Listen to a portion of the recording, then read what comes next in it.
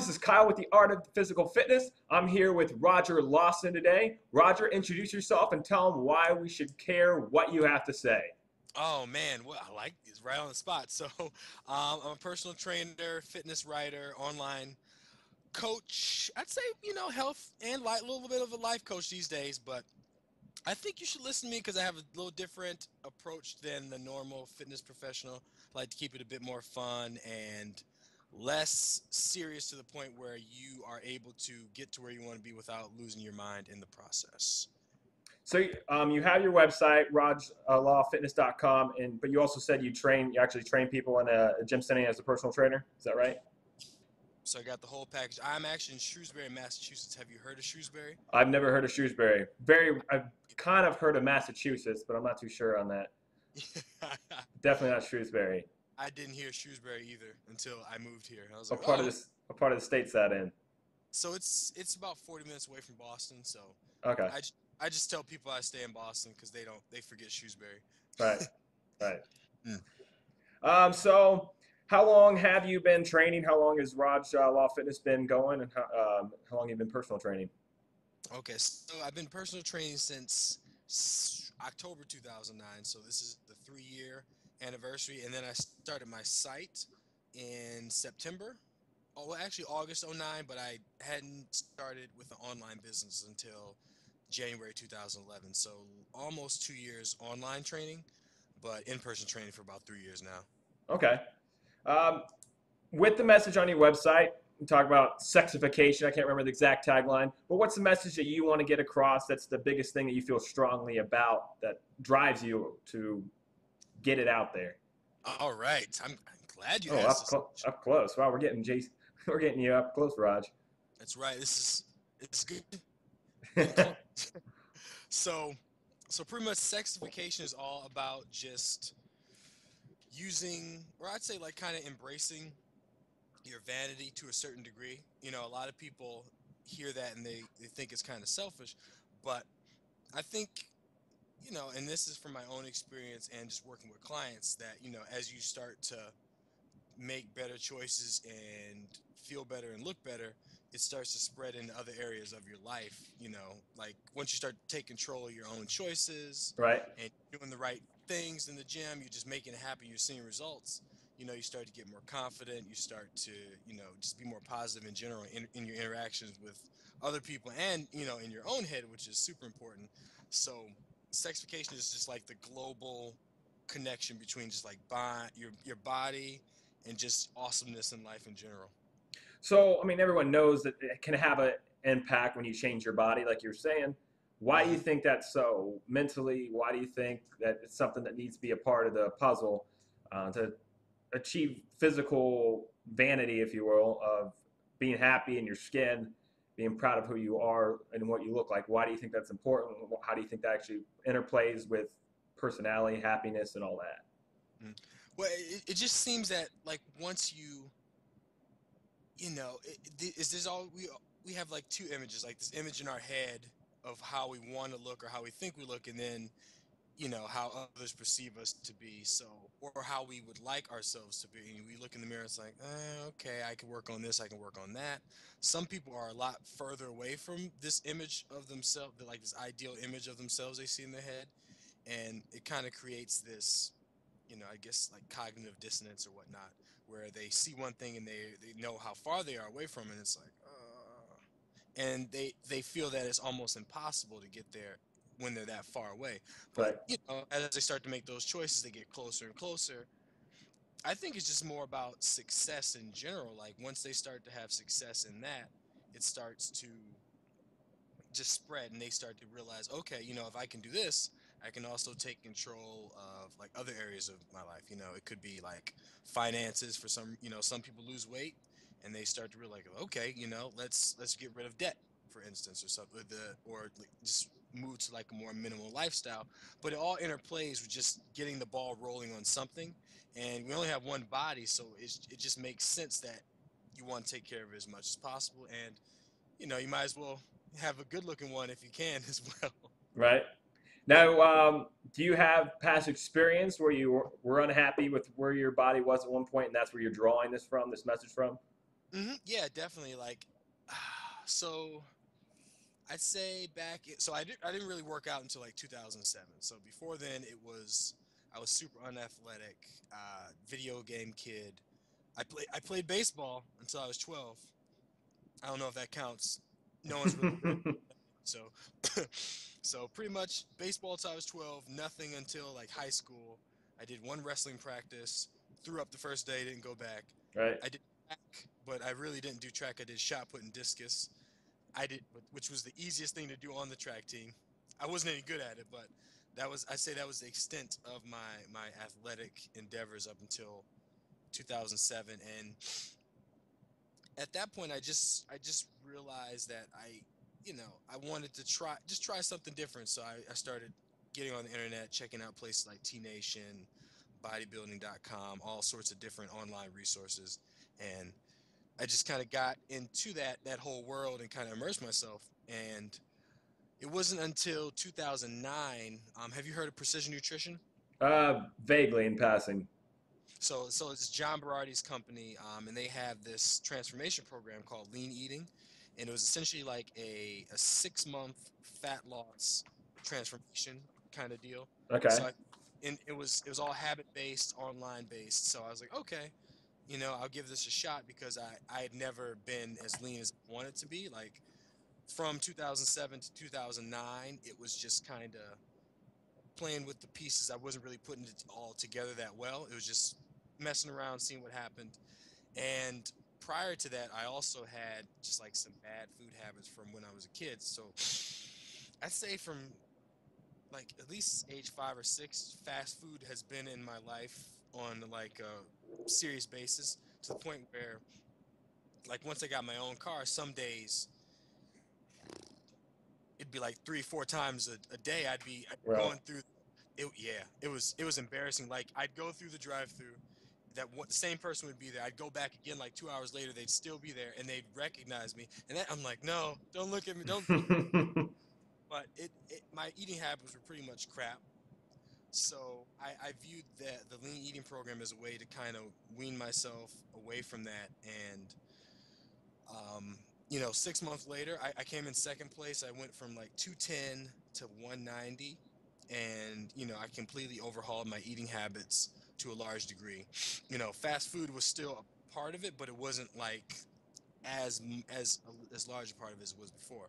And I just started to realize, like, okay, once I got down to the weight, and I did photo shoot as well. And when I saw the pictures, I was like, oh, okay, this is awesome, and just the whole preparation for it, I just started to feel a lot more confident, and it spread into other areas of my life. And that's when I decided to give personal training a go because in school I was planning on being a teacher, English teacher. So Oh, okay.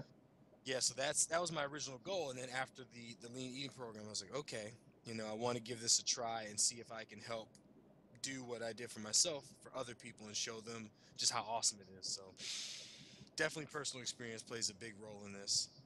So during that whole time, a lot of people always go through it. What kind of roadblocks did you come into as far as, yeah, just making the progress and getting to where you are now? It was just like just hopping on different bandwagons. So for instance, I have like so many training books from back then. Like I don't know where I was getting all this money from to buy stuff. Did College, you don't have to pay rent. you win the And you won the McDonald's Monopoly? ooh, you don't even know how close I was to winning. I had so many pieces. I had like the thing on the floor. It was bad, but it was like just all the different roadblocks. So I'd program hop. So 2 days, for 2 days I'd be on this program, then I'd hear of another program, and then I'd be on that for a week, and then I'd buy this book, and 12-week program. I wouldn't stick with it for 12 weeks, more like 3 weeks, and it was just a lot of spinning my wheels. I never stuck with anything consistently enough to really see the progress. And Okay. then that Yeah. thing was diets. First diet I tried was the anabolic diet. Sounds Um, familiar. Refresh my memory on it. So essentially, it's like Atkins with like a weekend carb up. So like you Okay. go low carb for like 5 days, and then 2 days you carb up. It was horrible. Like essentially you want to keep your fat as high as possible. So I'd have it got ridiculous. Like I'd eat entire packages of chicken thighs with the skin on. I'd drink like olive oil shot, like tablespoons of olive Yeah, oil. I've been there. And it was horrible. And then the weekend, the carb up, that was the worst part. Like you think it would be fun, but I get like a box of cereal and I eat half of it, then I Right. fall asleep. Then Yeah. I wake up, box of macaroni and cheese. It was horrible. It was like Yeah, I'm I. right there with you. I don't know if you know Lyle McDonald. Uh-huh. Yeah, I thought at one point I followed. He has this thing, the Ultimate Diet 2.0. I'm not sure if you're familiar with it. Oh yeah, the carb. Yep. Yeah, I'm The the exact same thing. That whole carb experience is you're eating everything in sight. It's all sugar and carbs, and then you just want to go to sleep for a year. up Saturday I'm sleep, Sunday I'm sleep. Did I even have a weekend? Right. So Right. mm, So, what approaches did you do, and that others can do as well to break past these barriers, these blocks that you had along the way? I would say like the biggest thing is just to give yourself time to experiment and permission to screw up because a lot of people when they set out on it it's like they're set like all right I'm going to do this and if I mess up even slightly I'm just going to screw it completely and just fall off like it's kind of like the Monday diet mentality like if you screw up on Wednesday you like if you miss like one meal that you had planned or you mess up like you have that cookie Thursday through Sunday Yeah. you might We'll be just eating restart good on Monday and get back on the horse. and now if you mess up on Tuesday that's even or Monday. If you start on Yeah. Monday and mess up on Monday, oh, I wouldn't even it's consider that like you're doing anything if you start up and mess up on Monday. you're like, so hard. All right, I'm just gonna give myself a week off to eat everything I want, and I'll get back on Monday. And people are just too hard on themselves in general to really, let themselves learn. Okay, I messed up here. What's the lesson I can learn? Okay.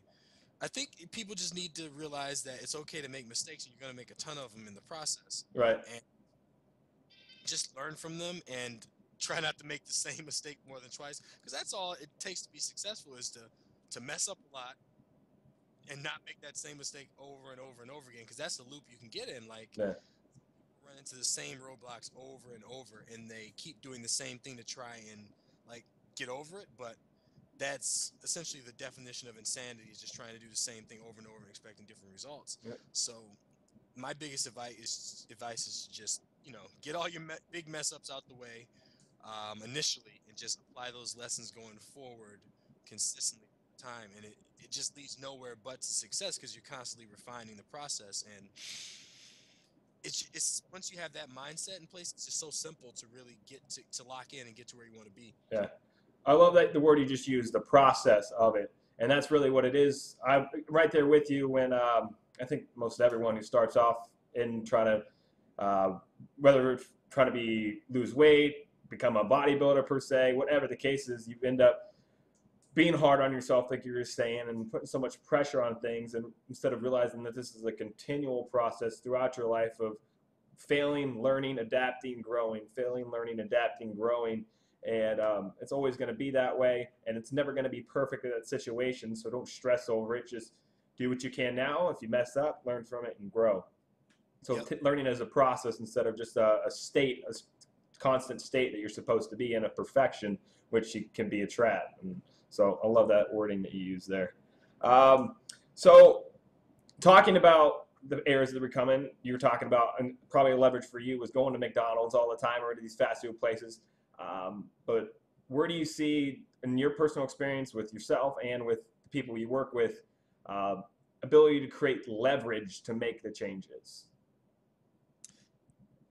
I think that's one of the biggest things that they can do because and it's like a success train so once you have a little bit you can start to build on it here and there so what I like to tell my clients or like when we first start working together like we identify just like their biggest limiting factor like it could be time it could be you know issues with food or certain types of food or they get hungry at a certain point of the day and my goal before anything else is just to surround that you know what's the word I'm looking for? Surround that barrier with as much support as they can. So like For instance, if they constantly are falling off the wagon at night because they're too hungry or something like that, we would just focus all their resources around making it through that point of the evening. Or, for instance, saying someone is just too crunched for time to make to the gym more than, 2 or 3 times a week.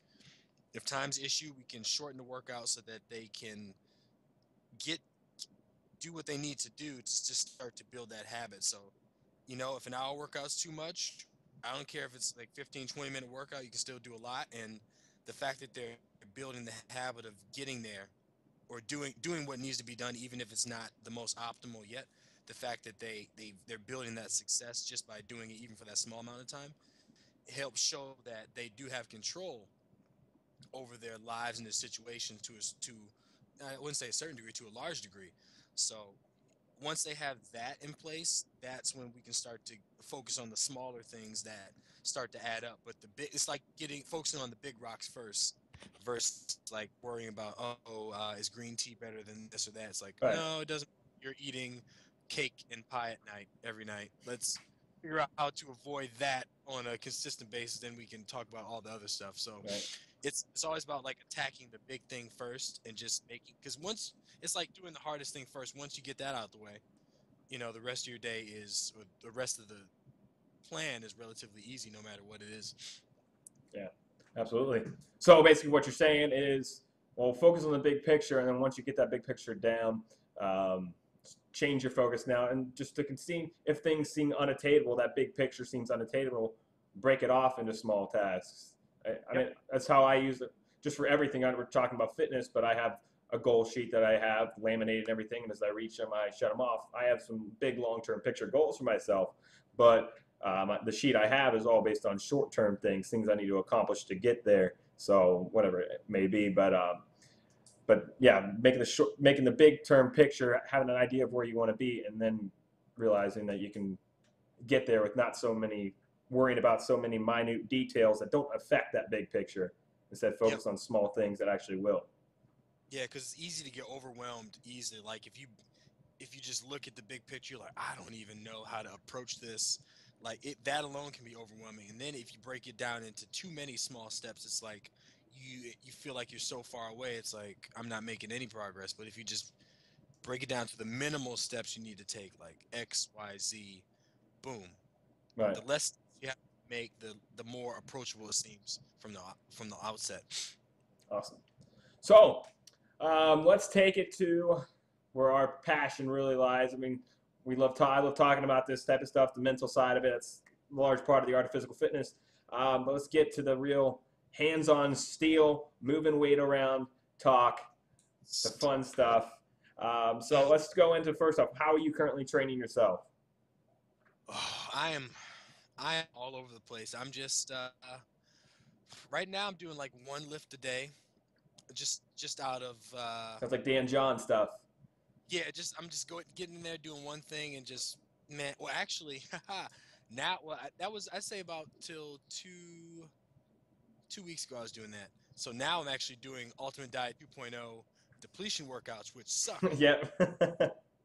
Like I did the full body workout last night. Was it like 5 or 6 sets? Oh, it was 6 sets of leg press. Like I haven't done Yeah. 6 sets of thing for more than 3 reps. I'm like, why am I doing 15? Why have I felt like stuff was just snapping off. Right. So I'm just giving that a try. Prior to that, I was doing like one lift a day, so it'd be like deadlift, weighted chin up. I do like a heavy row and then like squat or hip thrust, and that would just be 4 days a week. Um, So with that, how would you approach that set and rep wise? Would you just go at it for 15 minutes? Would you just go at it for on the hour for an hour? What was that? yeah, I pretty much just my time in the gym limited what I did. So like for instance, if I was only in there for like 45 minutes, I would do I'd say I varied the rep ranges up. So like the first week I did like 6 sets of like five. And then the second week I did maybe 4 sets of three. I just played around with different volume schemes. I like right now I'm kind of happy where I'm at, so I'm not chasing any specific strength goals or I'm just trying to lean out a little bit, but I'm not stressing about it. I'm just playing around in the gym. Mm-hmm. But Before that, I was doing kind of reverse pyramid training a bit, into a sense. Have you heard of that? Yeah.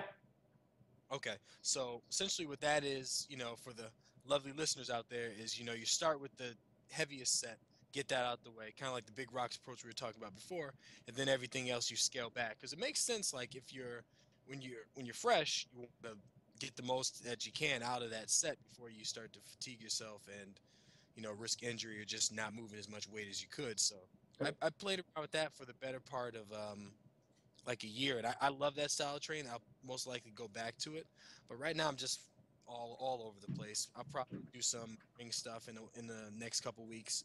I'm traveling, but I have some rings in my closet I haven't used in Oh, years. yeah. I'm excited. I just ordered my first pair that should be in the mail tomorrow. I'm Ooh, looking forward which to it. What was company that? did you What did you say? company did you go through? I went with Muscle Driver USA wooden rings. Okay. Now, are you familiar with a lot of like ring exercise and stuff like that? Some of the basics. I mean, levers and muscle ups, which I can't do, but muscle Me. ups, levers, and all that type of stuff. And then the basic pull ups, rows, push ups off of them, stuff like that. Yep. Okay. Yeah, because there's this great resource, Yeah, gymnasticbodies.com. yeah. That's where I got my rings from. It came with like a manual and like 7 DVDs. It's like for like how much it costs. It's crazy how much value you get. I'm like, wow. Yeah. Um, That was one of the rings I was contemplating to buy, but I kind of, because I've had an experience with the muscle driver before, and I was kind of leaning towards I wanted a wooden ring over a plastic style ring, and so that's what I went with over Rogue because the straps are a little longer at muscle driver, and the cheap, they were actually on sale. They're only $55 with free shipping, and okay. I've used them before at a friend of mine's gym, and they're plenty good quality, so I decided to go with those. But yeah, the gymnastics, I plan on I want to get that manual one day. Gymnastics Body, that's a great site. Yeah. I can now. Can you do a backflip? This is completely unrelated to. I I can't can even. do some forward tumbles, some somersaults, and things like that. That's the extent of that. I can do a cartwheel too. That's about it. That's all I can do. I've always wanted to do a backflip. I was like, you know what? I'm gonna get somehow this gymnastic book is gonna teach me how to do backflip. But Right. I would yeah, love to do the thing where I don't know if you can do it, where you're lying on your back, and you're able to kick yourself up without your butt touching onto your feet, like you'd see Bruce Lee used to do and stuff. that never goes well for me. Like I end up back on my head. I'm like, how did that happen? Right. I see people do it all the time. I'm like, what are you made of? Why can't I do that? Who are Right. you? That's it. Quitting training. I'm gonna devote my life to learning that. Right. But other than that, my training's all over the place right now. But I think in the future, it's gonna be, I'm gonna transition to a bit more, ring style of training, just to try something different because, I've hit all my strength goals that I want. Like I got a like 600 deadlift, um, front squat. I love the front squat. I got a 410 front squat. Bench press sucks, but I got 315 a couple years ago, and once I got it on video, I never bench pressed that much again. So it counts. So at this, it's all about having fun and just experimenting. Yeah, it's the same way. I mean, I'm not at that level of strength yet. I'm just now at like a 405 squat now. But I've been spending a lot of time on with the barbell recently, specializing in just working. I had a deadlift day, a squat day, a military press day, and a bench day. Been doing that for. I mean, that's that type of programs where I see my best results for increasing those lifts. But I'm going to go on I don't know how long. Maybe it's just going to be a month where all of a sudden I learn some things and it bleeds over into the rest of my training. But yeah, it's Yeah. one of the reasons why I got gymnastics rings. Is I'm going to start incorporating that this month and for the next couple of weeks, going into starting off with a major lift, deadlift, whatever it be, and then get into some gymnastics movements. I don't know if you're familiar with Elliot Hulse and his recent Grow Stronger Method ebook program. No, I'm familiar with Elliot though. What's that about? It's basically he's dealing with neurological training per se. It's all about low reps, um, and so it basically starts off. I just say a deadlift day you work up to. It's based off of Dan John's rule of 10 reps. I'm not sure if you're familiar with that, Hmm. but basically you start off week one. It's 3 sets of three, working up to a heavy three. Week two, 5 sets of two, working up to a heavy two, and then week two is that. Week three is 6 sets of one, working up to heavy one, and then the week 4 is kind of a deload, and then but then you follow that deadlift with handstands or tuck levers Okay. and types of stuff, gymnastic movements after that. So I'm gonna Right. kind of do a variation of that, a big lift. I'm probably gonna do squat and deadlift on the same day. But one day it'll be a heavy deadlift, light squat, and vice versa on the other day, and then same Yep. thing with upper body, heavy bench, light military press, and switch it. Switch it So, up. so Weights, man. how you go about training for the people online that you work with and you personally train in person? Yep. So the online process, I like it a lot actually. It's I use a variation of the functional movement screen to screen clients online to see where they're at. So like overhead squats, um, we get girth measurements just for my because a lot of my clients are for fat loss. So that's Mm-hmm. I think that's one of the best ways to keep track of progress is just measurements because the scale people can get out of control with that really like Oh yeah, it can be like crack. They step on it in the morning and then 7 minutes later they take a poop and they step on it again. They're like, oh, I went up. How did this happen? I must be. This is not good. So it's, I use a variety of tools. The scale is one thing for my larger clients, but for someone that's leaning out or that's already lean and trying to get a little bit leaner, I find that measurements work really well as do pictures because and those are like great tools for my clients, especially the ones that end up working with me for a significant amount of time, right, because they'll start to see like, oh, I'm not progressing as fast as I was before, and then I pull out the pictures. I'm like, do you see this? You didn't see this? I see it. right, It's hard for them to see it because they're there every day, but it makes such a huge difference in terms of keeping them motivated because they're like, okay, I thought I just sucked for like the last month, but actually I didn't know that I was killing it this hard. So that and the same things go along to my in-person clients. I just have a little bit more hands-on um, experience with that just in terms of like the assessment and what I can do, but the training is basically the same. I don't train like raw beginners online for the most just because it's too difficult of a learning curve to be able to yeah. teach So them much all the assessments fundamentals. and squatting and properly, yeah, Yep. So like online, it's more mainly people that have an idea of what they're doing. For the most part, like technique videos, they can send me, like some of my clients send me iPhone videos, or we'll get on Skype and they'll set it up like they have it on their phone and they'll just put it in there, and I'll just give them technique cues, and a lot of time that cleans things up. But for my in-person clients, a lot more hands-on.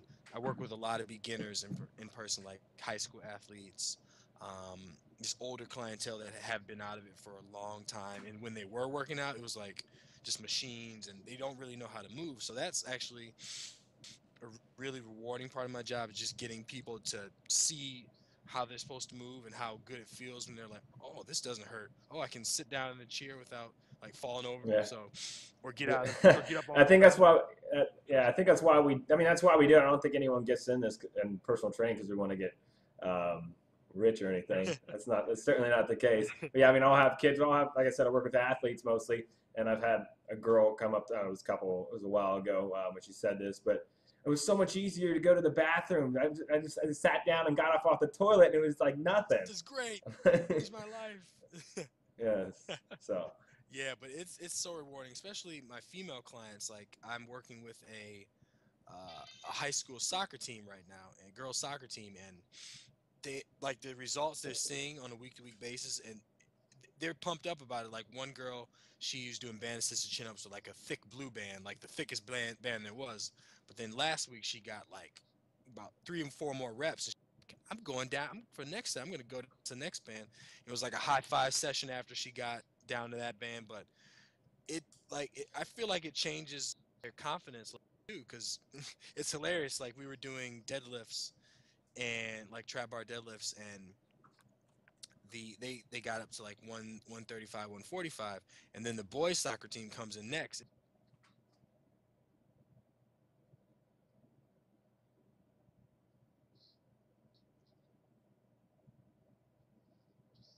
Right.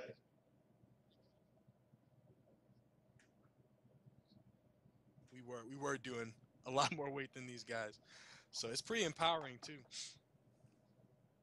I want to go back because it's actually a question that's this wasn't planned or anything. But back to the pull-ups and the banded pull-ups.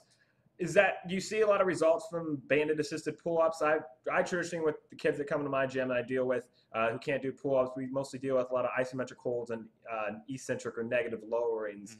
I've played with banded in the past. I wasn't sure if I was seeing much of a improvement or of a carryover, but from your personal, I mean, I didn't spend too much of a time on it Mhm. to really see it out right. So, what's your experience with banded pull-ups to bring up a pull-up?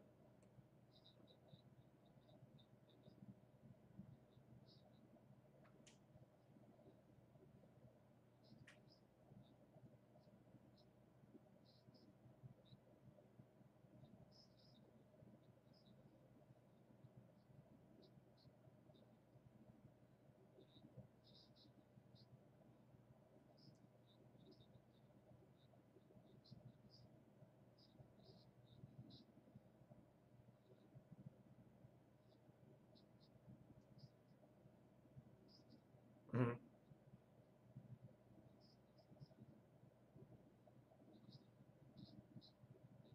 Okay.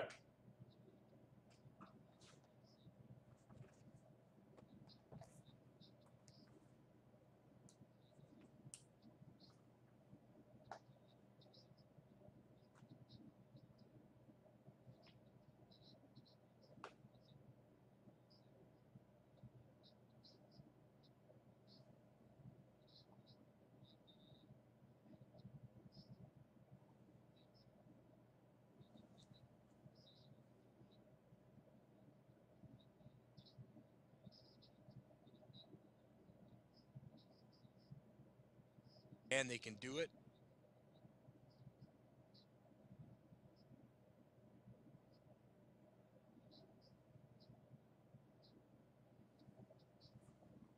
I'll say I'm taking notes here. I'm getting a lot of stuff from you.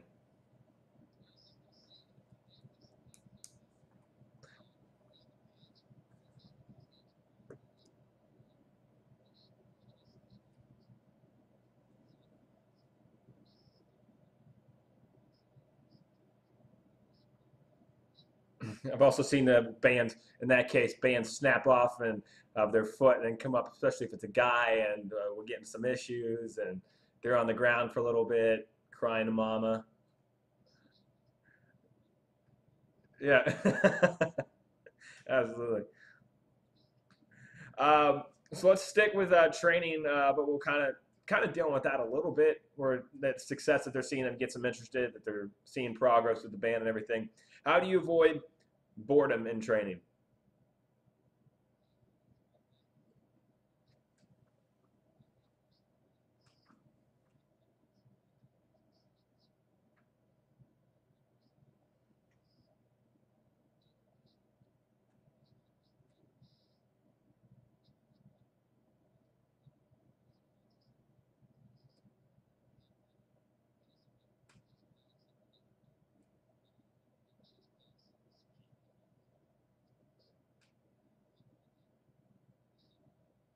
Right,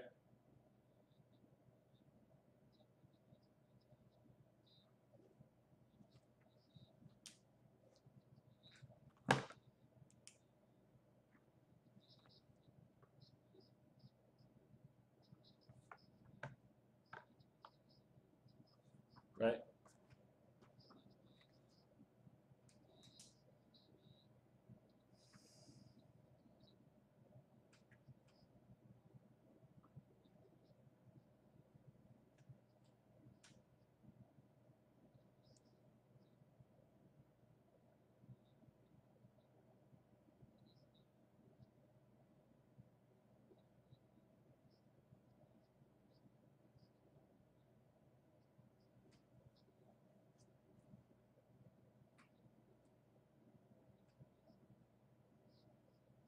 Mm-hmm.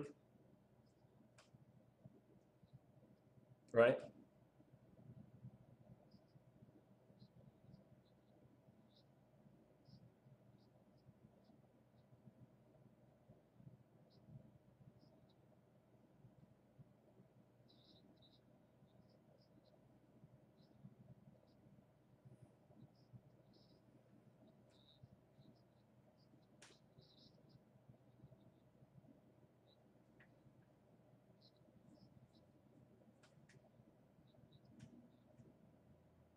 Yeah.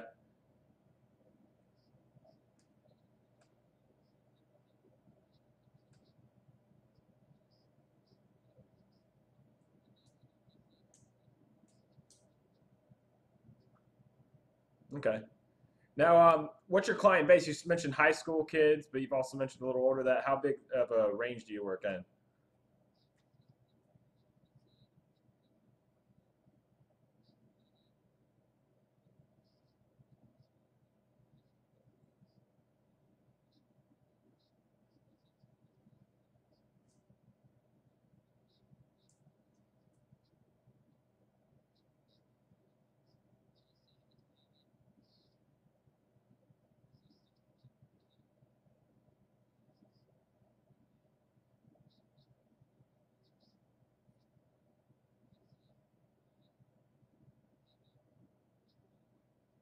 Like say like this, it's like out of 15 or 20 people that are in a class, maybe three are guys, but then my guys usually end up being the ones that Yeah. Do you have your own gym, or do you train out of a train out facility? of the facility. All right. Okay. But it's not like Cressy.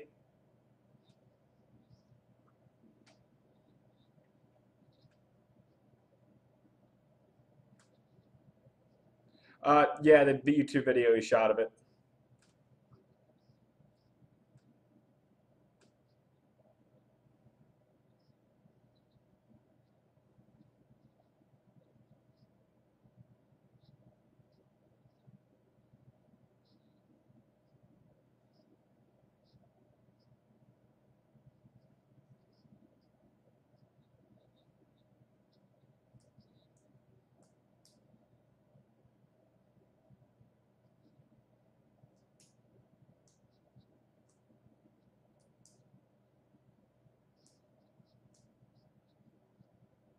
Right.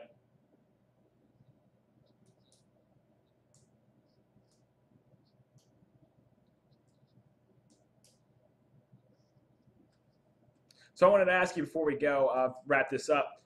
Back to Cressy. What is when you intern there? What's the biggest takeaway? One big takeaway you had from your internship there? Well, I mean, if you want to go on more, that's by all means. Being willing to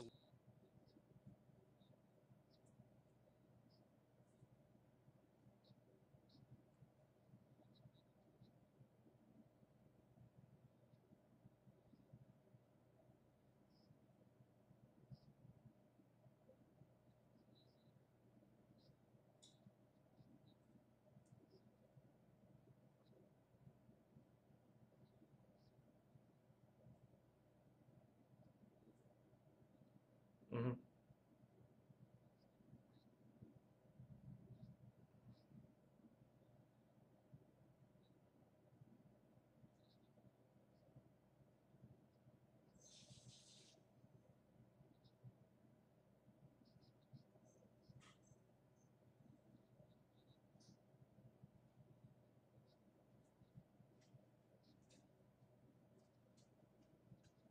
learn what I could by just interacting with Eric and the rest of the staff, and then I check books out. I go, I read, I and it, and then I could come in with a better sense of you know how this all applied to how they did it. But and then I noticed how they tweaked things. Like for instance, some DVDs preach this principle or that principle or this style of doing it.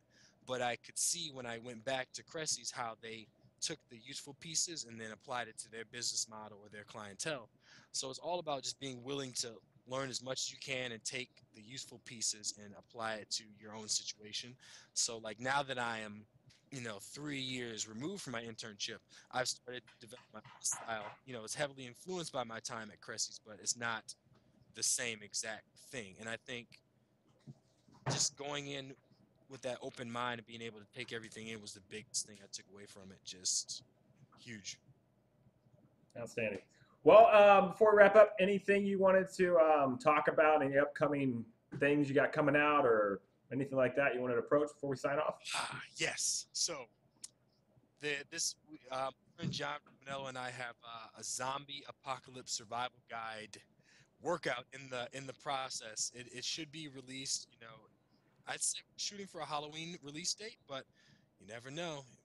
It might be a little bit sooner, might be a little bit later. You never know when the zombies are coming, but it's it's going to be a really fun product, and I think that, worst case scenario, or best case scenario, I should say, the zombie apocalypse doesn't happen, but you have the workout that's designed to get you in awesome shape just in case it did. You don't kill any zombies, but you're still in awesome shape, and it gives you a nice, just kind of platform to bounce off to any of the other different programs that you're on. So it's going to be focusing on, lots of different aspects of strength, relative strength, absolute strength, strength endurance, conditioning to a large degree, just because, I don't think powerlifters would do well in zombie apocalypse, especially now that zombies are like running. It's Right. not going to be a good day for powerlifters. It doesn't matter if you can deadlift pounds, you have to be able to hop a fence and run very far. Right. But I think it's going to be a really fun product, and I'm super excited to be working on it. But I'll definitely let you know more. Looking forward to it. So once again, Raj, thanks again for coming on the Art of Physical Fitness show. To everyone else, thanks for checking the show out. Again, we'll have another episode coming up shortly. This is Kyle from the Art of Physical Fitness show, artofphysicalfitness.com. Until next time, I'll talk to you later. Bye. Respect knuckle.